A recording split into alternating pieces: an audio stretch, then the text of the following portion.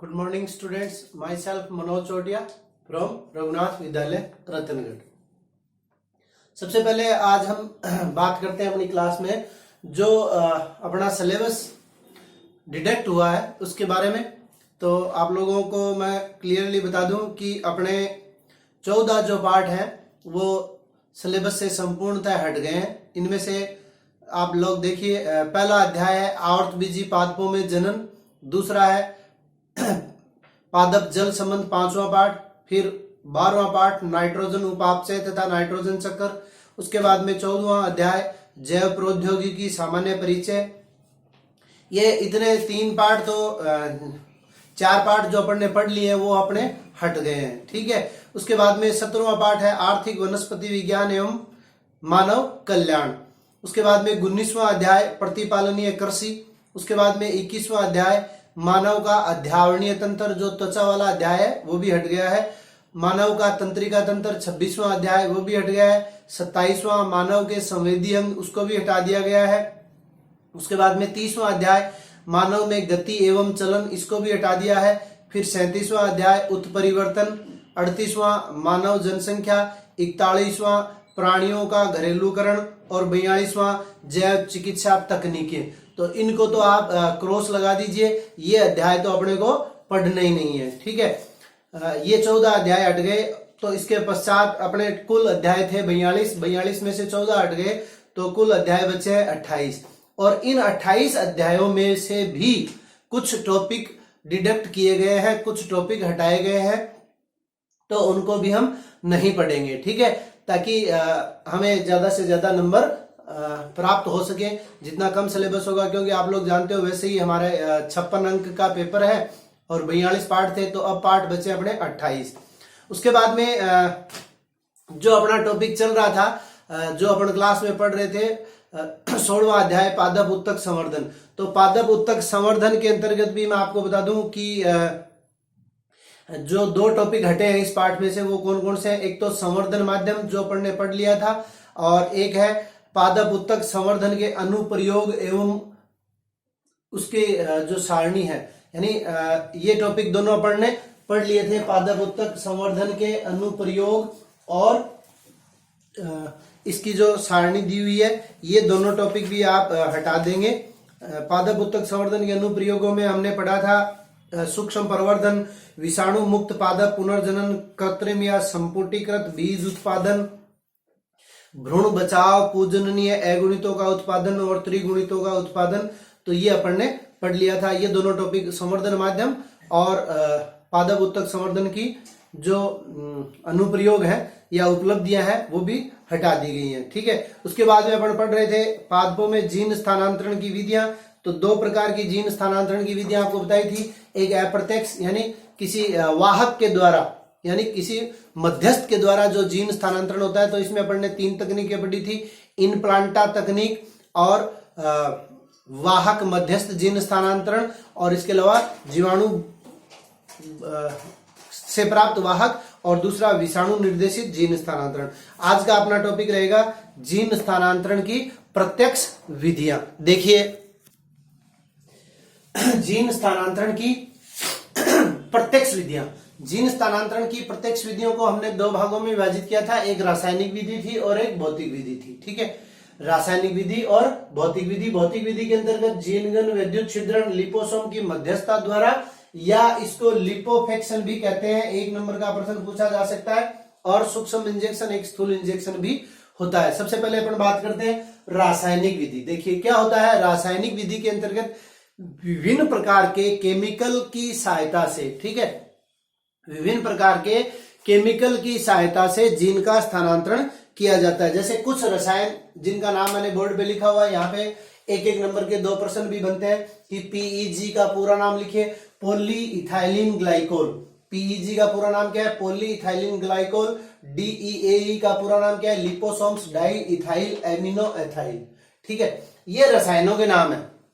सबसे पहले polyethylene glycol, उसके बाद में पॉलीविनाइल एल्कोहल, उसके बाद में कैल्शियम फास्फेट या liposome diethyl amino ethyl, DEAE, जिसे डेक्स्ट्रॉन प्रोटीन भी कहते हैं। इन रसायनों की उपस्थिति में जिस कोशिका में डीएनए का स्थानांतरण करवाना है। ठीक है, जैसे मान लीजिए ये कोशिका है, इस कोशिका में डीएनए का स्थानांतरण करवाना है, तो इस कोशिका को और इन रसायनों की उपस्थिति में जिस डीएनए का भी स्थानांतरण कराना है, ये रसायन हो गए। जैसे मान लीजिए ये पीईजी है यहाँ पे, ठीक है, ये कोशिका है। जब इन दोनों को यहाँ छोड़ देते हैं तो इन रसायनों के प्रभाव के फलस्वरूप ये डीएनए अपने आप इसके कोशिका के केंद्रक में प्रवेश कर जाता है, जिसे हम रासायनिक विधि कहते हैं।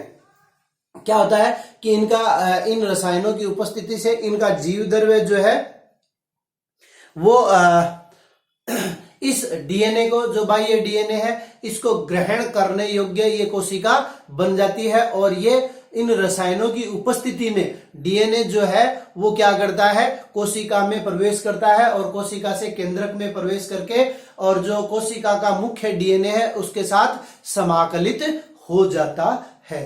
ठीक है, ये हो गई अपनी रासायनिक विधि। दूसरी विधि देखिए भौतिक विधि। भौतिक विधि के अंतर्गत सबसे पहले आता है जीनगन। जीनगन को कई नामों से जाना जाता है। जीनगन को हम शॉटगन भी कहते हैं, या इसका दूसरा नाम है कणिका बंदूक विधि।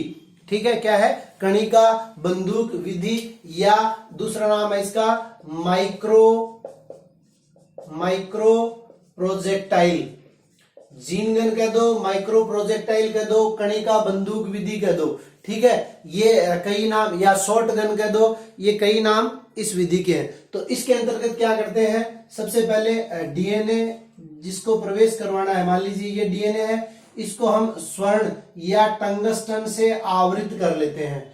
ठीक है, और टंगस्टन से आवृत करके जिस प्रकार से बंदूक से गोली निकलती है उस प्रकार से इसको तेजी से क्या करते हैं, ये मान लीजिए लक्ष्य कोशिका है और ये एक माइक्रो प्रोजेक्टाइल है। इस माइक्रो प्रोजेक्टाइल के द्वारा क्या किया जाता है, बहुत अधिक तीव्र प्रेशर इसके ऊपर डाला जाता है और तीव्र प्रेशर से ये कोशिका में छिद्र करते हुए और डीएनए के साथ वांछित डीएनए है वो समाकलित हो जाता है या कोशिका के अंदर प्रवेश कर जाता है। तो ये विधि अपने को ध्यान में रखनी है, जीनगन, जिसके अंतर्गत दो ही चीज याद रखना है अपने को, स्वर्ण या टंगस्टन।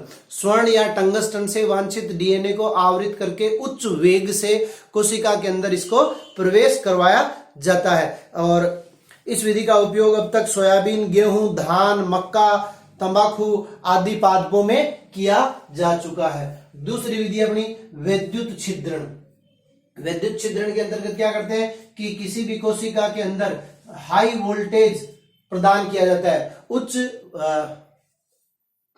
आवृत्ति का करंट इनमें प्रवाहित करवाया जाता है और उच्च आवृत्ति का करंट प्रवाहित करवाए जाने के कारण क्या होता है, कोशिका के अंदर विभिन्न प्रकार के छिद्र उत्पन्न हो जाते हैं और उन छिद्रों की सहायता से फिर जो वांछित डीएनए है वो कोशिका में प्रवेश कर जाता है। ये होगी अपनी दूसरी विधि विद्युत छिद्रण। तीसरी है लिपोसोम की मध्यस्थता द्वारा। हालांकि ये एक प्रकार की रासायनिक विधि है। जिस प्रकार से जीनगन के अंतर्गत हमने क्या किया था, स्वर्ण या टंगस्टन से वांछित जीन को आवृत किया था, उसी प्रकार डीएनए को लिपोसोम का मतलब क्या है, लिपिड के द्वारा आवृत करके कोशिका के समीप रख देते हैं। तो ये लिपिड क्या करता है, जैसे मान लीजिए ये वांछित जीन है और इसके चारों ओर क्या कर दिया, लिपिड लगा दी। ये लिपिड कोशिका भित्ति से संलग्न हो जाता है और संलग्न होने के पश्चात वांछित डीएनए जो है वो कोशिका के केंद्रक के साथ जाके जुड़ जाता है। तो यहाँ लिपोसोम की मध्यस्थता है। हालांकि इसको सम्मिलित करना चाहिए था मध्यस्थता या अप्रत्यक्ष जीन स्थानांतरण के अंतर्गत, लेकिन चूंकि डायरेक्ट ये जीन स्थानांतरण हो रहा है इसलिए इसको यहाँ डायरेक्ट विधि के अंतर्गत लिया गया है। और इस संपूर्ण प्रक्रिया को लिपोफेक्शन भी कहते हैं। तो एक नंबर का प्रश्न यहाँ पर भी बनता है कि लिपोफेक्शन किसे कहते हैं। तो लिपिड के द्वारा मध्यस्थता करवाकर जीन का स्थानांतरण जब कोशिका के अंदर किया जाता है तो उसे क्या कहते हैं, लिपोफेक्शन। उसके बाद में सूक्ष्म इंजेक्शन। सूक्ष्म इंजेक्शन जिस प्रकार से हम एंटीबायोटिक या इंजेक्शन लगवाते हैं उसी प्रकार इंजेक्शन के अंतर्गत वांछित डीएनए को भरकर और जिस भी कोशिका के अंदर उसको प्रवेश करवाना है इंजेक्शन के द्वारा उसको इंजेक्ट कर देते हैं उसे हम क्या कहेंगे, सूक्ष्म इंजेक्शन। और एक विधि और होती है जिसको अपन कहते हैं स्थूल इंजेक्शन, जब वांछित डीएनए की लंबाई, और आप लोगों को याद होगा कि डीएनए को हम किस में मापते हैं, तो याद रखना है अपने को केबी में, ठीक है। अगर डीएनए की मात्रा, वांछित डीएनए की मात्रा यानी जिसको प्रवेश करवाना है उसकी मात्रा क्या है, ज्यादा है, तो उसे एक बड़े आकार के इंजेक्शन में आप इसको यूं समझ सकते हैं, सूक्ष्म इंजेक्शन मतलब जो इंसानों के इंजेक्शन लगाए जाते हैं, और स्थूल इंजेक्शन मतलब जो जानवरों के इंजेक्शन लगाए जाते हैं, बड़े आकार के इंजेक्शन होते हैं। उस इंजेक्शन में वांछित डीएनए को भरकर और सीधा ही कोशिका के अंदर उसको इंजेक्ट करवा देते हैं, प्रवेश करवा देते हैं, वो स्थूल इंजेक्शन। तो ये थी हमारी प्रत्यक्ष जीन स्थानांतरण की विभिन्न विधियां। इसके बाद में अपना टॉपिक बचता है आनुवांशिकता रूपांतरित जीव या ट्रांसजेनिक पौधे या पराजीनी पादप। अगला अपना टॉपिक है पराजीनी पादप। आनुवांशिकता रूपांतरित पादप या पराजीनी पादप या ट्रांसजेनिक पादप, शॉर्ट में 1 नंबर का प्रश्न पूछा जा सकता है। जीएमओज की फुल फॉर्म क्या है, जेनेटिकली मॉडिफाइड ऑर्गेनिज्म, आनुवांशिकता रूपांतरित जीव। और जब हम आनुवांशिकता रूपांतरित कर देते हैं किसको, पादप को, यानी जो भी प्रक्रिया हमने की है, ठीक है, पादप उत्तक संवर्धन के अंतर्गत जो भी प्रक्रिया की जाती है, जीन स्थानांतरण करने